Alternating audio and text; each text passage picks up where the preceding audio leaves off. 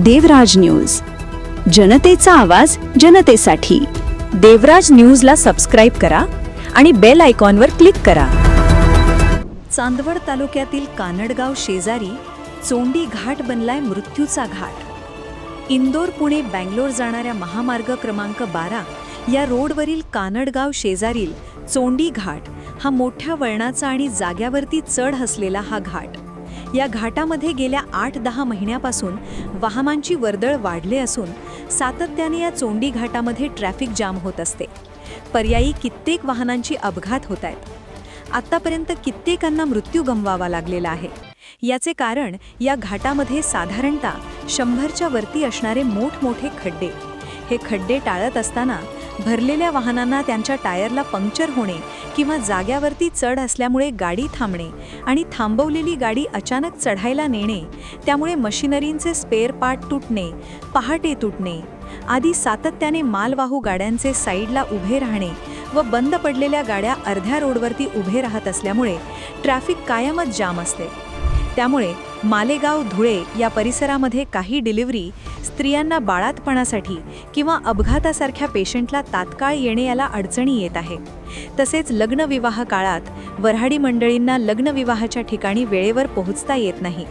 यासाठी अशी अनेक अडचणींना या परिसरातील जनता तोंड देत आहे। रात्रीच्या वेळेला जेव्हा जाम लागतो, संपूर्ण घाट हा जाग्यावरती थांबलेला असतो। बसमधले प्रवासी त्यांना पाणी नाही किंवा जेवणाची व्यवस्था नसल्याने 6-6, 8-8 तास जागेवरती थांबून राहावं लागतं। म्हणून या घाटाची तात्काळ दुरुस्ती होऊन याचं चौपदरीकरण व्हावं, यासाठी या परिसरातील सर्व ग्रामस्थांच्या तोंडून चर्चा होत आहे।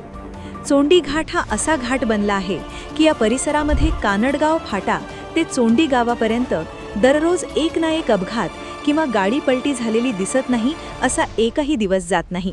म्हणूनच या घाटाची दुरुस्ती व्हावी। मनमाड मालेगाव रोडवरती पडलेले खड्डे तात्काळ बुजवले जावे। मनमाड ते मालेगाव या परिसरात 8 दिवसात किमान 2-3 तरी अपघात होतात आणि या अपघातात बरीच लोकी मृत्युमुखी पडलेले, काही जखमी झालेले ऐकायला मिळत असते। याचे कारण या महामार्गाला वाहनांची संख्या सातत्याने वाढत असून याचे अरुंदीकरण असल्याने हा त्रास होतोय।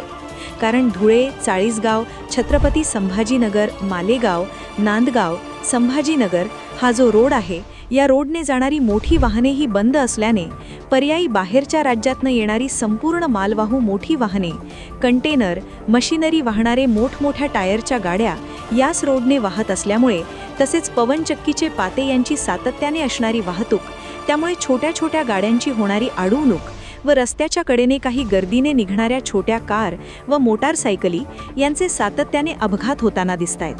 म्हणून प्रशासनाला विनंती करण्यात येते की चोंडी घाटाचं लवकरात लवकर नूतनीकरण करण्यात यावं, त्याचप्रमाणे चौपदरीकरण करण्यात यावं। ही विनंती परिसरातील सर्व ग्रामस्थ करीत आहे। श्री मच्छिंद्र बिडगर, मल्हार सेना सरचिटणीस, महाराष्ट्र राज्य, मा सरपंच, कानडगाव।